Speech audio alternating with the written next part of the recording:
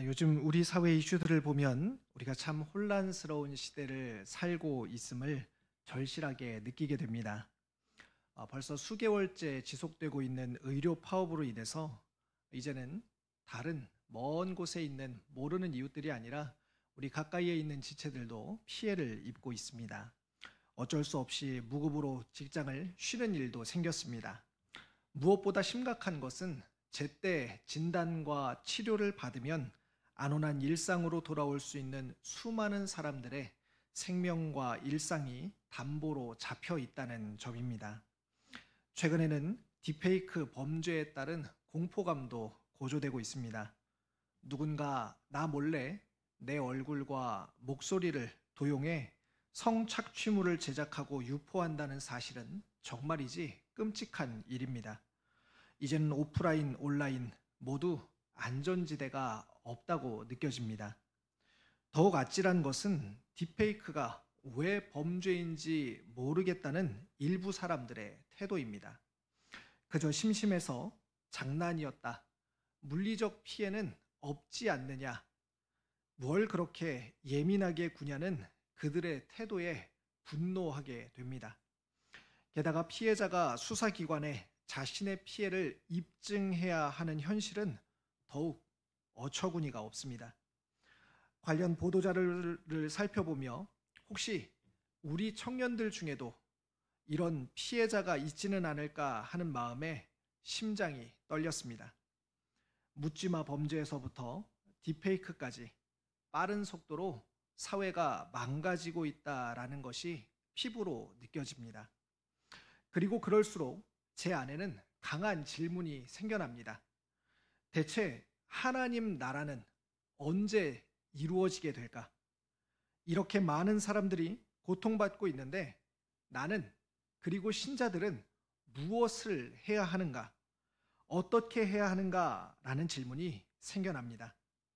그래서 오늘은 이처럼 혼란스러운 현실을 살아가며 고통받는 이웃을 위해 또 우리 자신을 위해 그리고 서로를 위해 우리가 무엇을 해야 할지 나누고자 합니다. 저를 따라서 이렇게 한번 고백해 보겠습니다. 묻고 듣고 기도하라. 같이 연결해서 해보겠습니다. 묻고 듣고 기도하라. 사실 혼란스러운 현실은 우리가 사는 시대만의 문제는 아니었습니다. 우리가 오늘 함께 읽은 느헤미야가 살았던 시대 역시 매우 혼란스러운 시대였습니다. 아브라함으로부터 시작된 이스라엘의 역사는 야곱의 12명의 아들을 통해서 12지파가 생겨나고 또 이것이 부족 국가의 형태로 이루어져 있다가 사울 왕 때에 이르러서 온전한 국가의 형태를 갖추게 됩니다. 그러나 솔로몬의 아들 르호보암 때 이스라엘은 남유다와 북이스라엘로 나뉘게 되지요. 그런데 북이스라엘이 아수르에 의해서 완전히 멸망하게 됩니다. 그리고 역사 속에서 사라지게 됩니다. 유일하게 남유다만 남게 된 것이지요. 그때부터 이스라엘의 역사는 이 유대인들을 중심으로 쓰여졌습니다. 유대인이라고 하는 이유가 남유다만 남았기 때문에 그렇습니다. 그러나 안타깝게도 이렇게 남아있던 남유다마저도 바벨론에 의해 멸망하게 됩니다. 그리고 많은 사람들은 포로로 잡혀가거나 끌려갔습니다. 느헤미야는 이렇게 포로로 잡혀간 유대인들의 자손입니다. 나라를 잃은 백성의 슬픔과 고통은 이루 말할 수 없습니다. 나의 몸도, 나의 마음도, 나의 삶도 그 무엇도 내 것이 아닌 삶이 되고 맙니다. 자유를 빼앗기고 포로가 되는 것 자체가 고통인 것입니다. 포로로 사로잡혀간 사람들은 언제쯤 평안한 삶을 살 수 있게 될까요? 다행히 하나님께서는 유다가 멸망하기 전 약속을 주셨습니다. 포로로 사로잡혀가게 되면 그것이 끝이 아니라 70년이 지나 다시 돌아오게 될 것이라는 약속입니다. 그리고 하나님께서는 약속을 지키십니다. 고레스 왕을 통해서 이스라엘 백성들이 고향으로 돌아갈 수 있게 해 주셨습니다. 예루살렘으로 돌아가서 성전 짓는 것을 허락해 줍니다. 수룹바벨이라는 사람이 사람들을 데리고 1차로 예루살렘으로 귀환합니다. 그런데 성전을 짓는 일이 쉽지 않아서 지지부진한 시간이 지속되다가 마침내 학개 그리고 스가랴 선지자를 통해 성전을 완공하게 됩니다. 그런데 성전만 있다고 우리 식으로 하자면요, 가장 중요하게 생각하는 기관, 그 기관의 건물만 있다고 해서 되는 것이 아니죠. 당시에는 이방 민족의 침입과 방해가 극심했기 때문에 공동체는 제대로 된 기능을 수행하기 위해서 성벽이 있어야만 했습니다. 성전만 있고 그들을 외부의 침입자들로부터 지켜줄 성벽이 없으니 예루살렘에 사는 사람들은 너무나도 힘들고 고달픈 생활을 이어가고 있었습니다. 그런 점에서 지금 이 시대도 다를 것이 없다고 생각됩니다. 자기를 위해 다른 사람들의 자유를 박탈하는 자들 때문에 고통 속에 살아가는 사람들이 있습니다.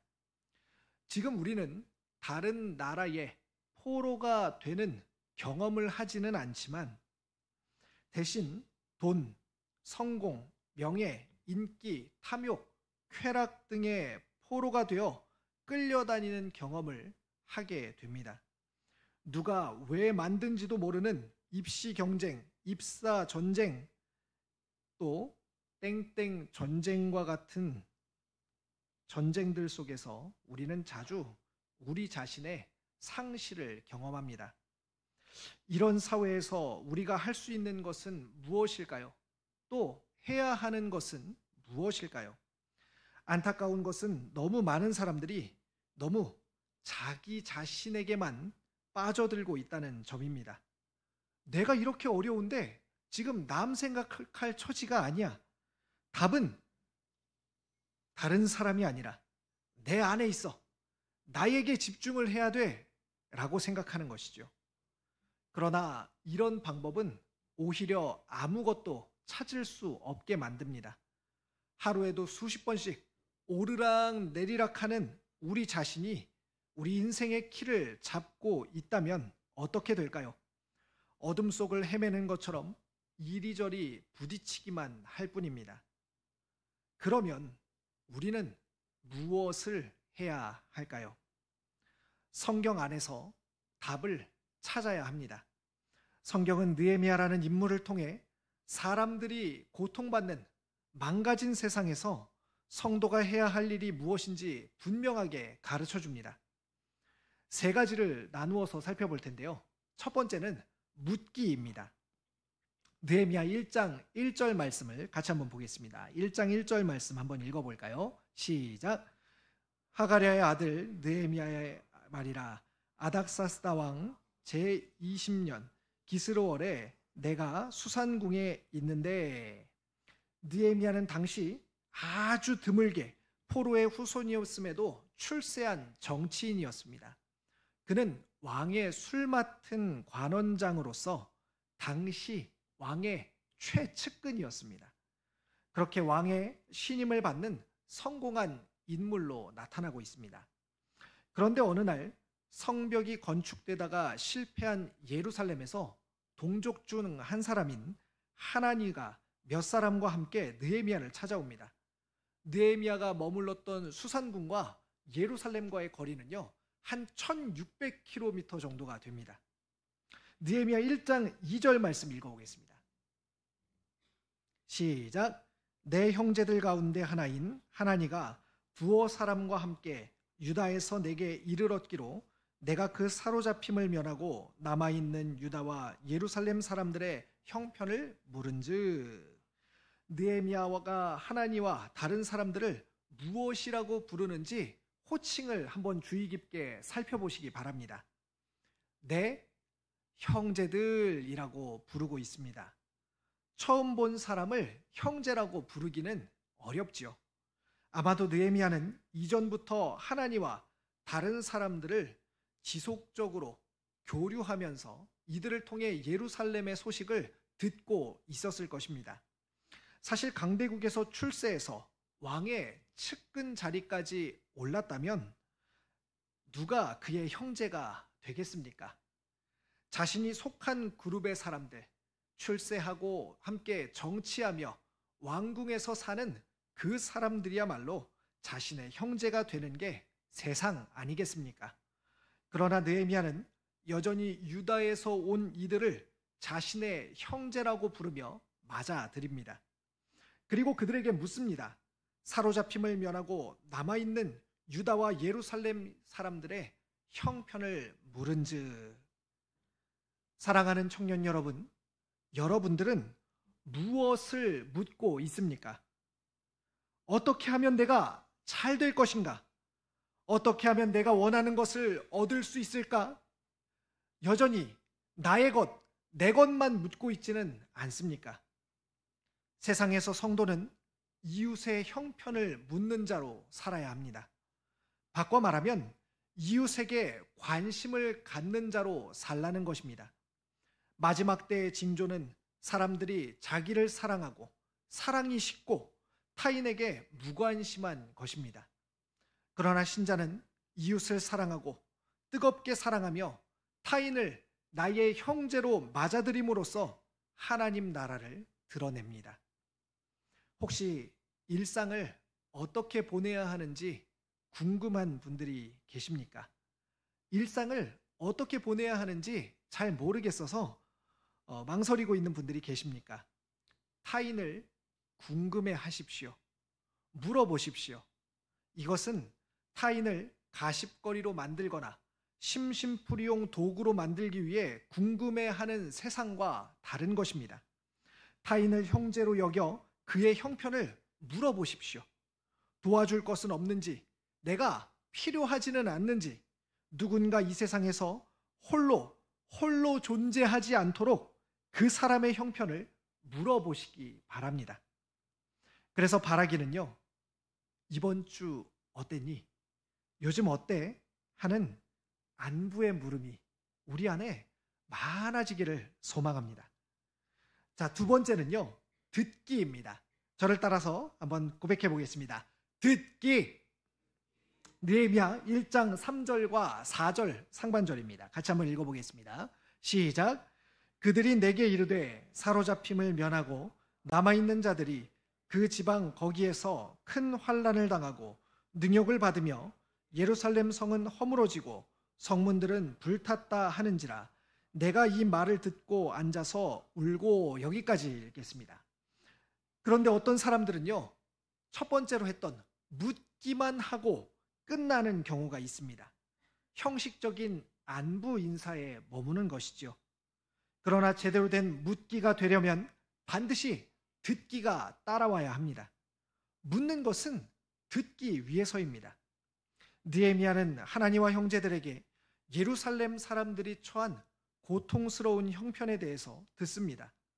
그리고 그는 4절을 보니까 그 말을 듣고 앉아서 울었습니다.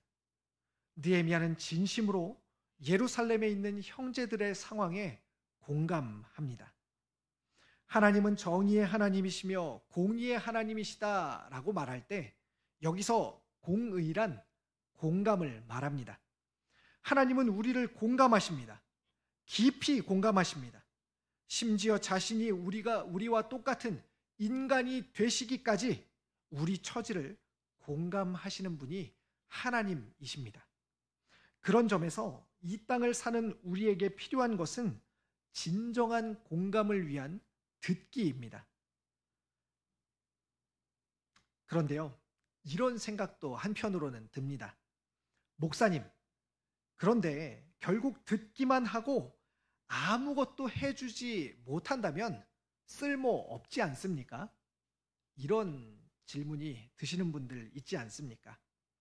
하지만 그렇지 않습니다. 상담에서는 누군가 들어주기만 해도 많은 부분이 해소된다고 말합니다. 그래서 실제로 상담할 때 대부분은 내담자가 말하고 상담자는 듣습니다. 속으로 끙끙 앓다가도 누군가에게 속 시원하게 털어놓고 나면 마음이 가라앉고 상황이나 문제가 달라지지는 않았지만 그래도 다시 무언가 해볼 수 있는 마음이 생기는 건 역시 이와 같은 원리입니다. 우리는 말하는 존재로 창조되었고 말해야만 사는 존재로 지음받았습니다. 그리고 말하는 존재로 창조되었다는 것은 듣는 사람이 있어야 한다는 의미도 수반합니다. 먼저는 하나님이 들으시고 그리고 하나님의 대리자로서 이 땅을 살아가는 우리들이 들어야 하는 것입니다. 사랑하는 청년 여러분, 많이 들으십시오. 누군가 말하기 편한 상대가 되어주시고 또 언제든 편하게 내 얘기도 터놓고 말할 수 있는, 내 얘기를 들어줄 수 있는 사람들도 많이 생겨나기를 소망하시며 찾아보시기를 바랍니다. 자, 이제 마지막으로 세 번째입니다. 묻고, 듣고, 마지막 세 번째는 기도하기입니다. 느헤미야 1장 4절 읽어보겠습니다. 시작. 내가 이 말을 듣고 앉아서 울고 수일 동안 슬퍼하며 하늘의 하나님 앞에 금식하며 기도하여 11절도 읽어보겠습니다. 시작. 주여 구하오니 귀를 기울이사 종의 기도와 주의 이름을 경외하기를 기뻐하는 종들의 기도를 들으시고 오늘 종이 형통하여 이 사람들 앞에서 은혜를 입게 하옵소서 하였더니 그때 내가 되었느니라. 아멘. 우리는 가장 좋은 길을 아시는 분이 하나님이시라고 고백합니다. 그렇다면 누군가를 돕기 위해, 누군가와 함께 하기 위해 가장 먼저 해야 될 일은요, 하나님께 응당 기도하는 일이 따라야 할 것입니다. 그저 묻고 듣는 것에 그친다면요, 결국 진짜 그 사람을 위해서 하는 일은 아무 일도 일어나지 않을지도 모릅니다. 그러나 누구보다도 그 사람을 잘 알고 그 사람의 환경도 바꿀 수 있으며 그 사람을 향한 실패하지 않는 계획을 갖고 계신 하나님, 그 하나님이 나를 다스리고 나의 기도를 듣고 그 사람의 인생을 인도하고 계신다고 확신한다면 하나님께 기도함으로써 그를 진정으로 위할 수 있다는 것입니다. 5절부터 11절까지는 느헤미야의 기도가 이어집니다. 그는 하나님의 언약을 붙들고 기도합니다. 하나님께서 이스라엘을 회복시켜 주실 것이라는 약속을 붙들고 기도합니다. 이것은 단순히 형식적인 기도가 아니었습니다. 4절은 금식하며 기도했다라고 말합니다. 여러분, 금식 기도란 무엇입니까? 밥을 굶는 기도입니까? 하루에 한 끼 굶어서 하는 기도입니까? 그렇지 않습니다. 외부로부터 주어지는 힘을 차단하고 기도한다는 것입니다. 우리의 생명은 외부로부터 먹을 것을 먹고 음식을 먹음으로써 공급받아서 유지됩니다. 그러나 외부로부터 공급받는 그 모든 것을 끊고 오직 하나님께만 매달리는 기도가 바로 금식 기도의 본질입니다. 주님, 내 힘은 오직 주님께만 있습니다. 나의 생명은 오직 주님께만 있습니다. 이것은 다른 것으로 되지 않습니다. 오직 주님만 하실 수 있습니다. 라는 고백으로 드리는 것이 금식 기도입니다. 강대국에서 출세한 권력자로서 능력도 있고 부도 소유하고 실력도 있는 느헤미야가 이렇게 주님 앞에 생명 걸고 기도할 필요가 있었을까요? 자기가 가진 조건으로 도와줄 수도 있었을 텐데 말입니다. 그러나 느헤미야는 자기 조건을 의지하지 않습니다. 이 모든 일의 주인 되시는, 이 모든 상황의 주인 되시며 내가 사랑하는 나의 형제의 주인, 나보다 그를 더욱 사랑하시는 하나님께 철저하게 매달립니다. 그런 느헤미야를 하나님께서 도와주시지 않겠습니까? 그가 형제를 위해 묻고 듣고 기도하는 일에 하나님께서 응답하여 주시지 않겠습니까? 느헤미야 2장부터는 이런 느헤미야의 기도에 하나님께서 응답하시고 실제로 느헤미야의 손을 통하여서 사랑하는 자신의 형제들을 구원하시는 일이 이어지게 됩니다.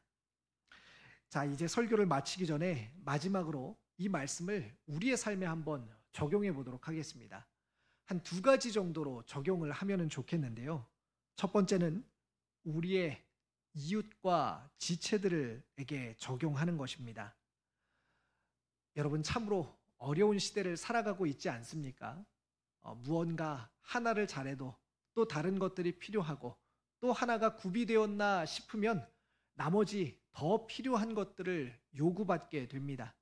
또 한 산을 넘어갔나 싶으면 그 다음 산 봉우리들이 첩첩 산중처럼 겹쳐져서 눈앞에 펼쳐지는 것을 우리는 매 삶의 순간 속에서 경험하곤 합니다. 그런데요, 이렇게 어려운 혼란스러운 시대를 살아가면서 자칫 우리는 우리 자신에게 함몰되는 함정에 빠질 수 있습니다. 내가 이것을 잘 헤쳐나가면 그때 다른 사람을 좀 돌봐야지. 그때 가족들을 살펴봐야지. 그때 이웃들을 살펴봐야지. 그때 타인에게 관심을 가져야지. 이런 마음들이 너무나 많이 있습니다. 하지만 그렇게 살아보니 어떠십니까? 또 그렇게 산다고 되지도 않습니다. 주변을 좀 둘러보십시오. 주변을 좀 둘러보십시오. 내 친구들은, 내 동기들은, 내 이웃들은, 내가 함께했던, 배우고 성장했던, 같이 자랐던 사람들은, 또 함께 신앙생활했던 사람들은 지금 잘 있나? 안전한가? 행복한가? 그들에게 하나님이 필요하시진 않는가? 돌아보시기 바랍니다. 형편을 참 묻기 좋은 기간이 되었습니다. 명절이 다가오는데요. 이때 다시 한번 우리 주변에 떠오르는 사람들, 생각나는 사람들의 안부를 묻고, 또 그들의 형편을 묻고 듣고 기도할 수 있으면 좋겠습니다. 두 번째는요, 우리 가족들에게 이것을 좀 적용하는 것입니다. 명절 때 멀리 또 이렇게 가족들을 만나러 가는 분들이 계시지요. 혹은 오랫동안 교류하지 않았던 이 가족들을 만날 수도 있을 것입니다. 명절에 방문해서 무엇으로 의미를 찾으시겠습니까? 매번 돌아오는 이 명절에서 도대체 어떤 하나님의 뜻을 여러분 찾고 발견하시고 이루어가며 살아가시겠습니까? 그저 주어진 3박 4일 혹은 4박 5일의 연휴로 이것을 보내시겠습니까? 그렇지 않으면 좋겠습니다. 하나님께서 우리를 하나님의 대리자로서 가정으로 보내십니다. 그곳에서 가족들의 형편을 물으십시오. 친척들의 형편을 물으십시오. 요새 어떻게 지내시는지, 그동안 어떻게 살아왔는지, 그리고 들으시고 기도하시기를 바랍니다. 그래서 우리가 가는 곳마다 하나님께서 이 어려운 시대 속에서 소금과 같이 또 빛과 같이 우리를 보내신 사명들이 온전하게 드러나고 하나님 나라가 이루어져 가는 역사를 함께 보는 우리 모두가 되기를 간절히 소망합니다. 기도하겠습니다.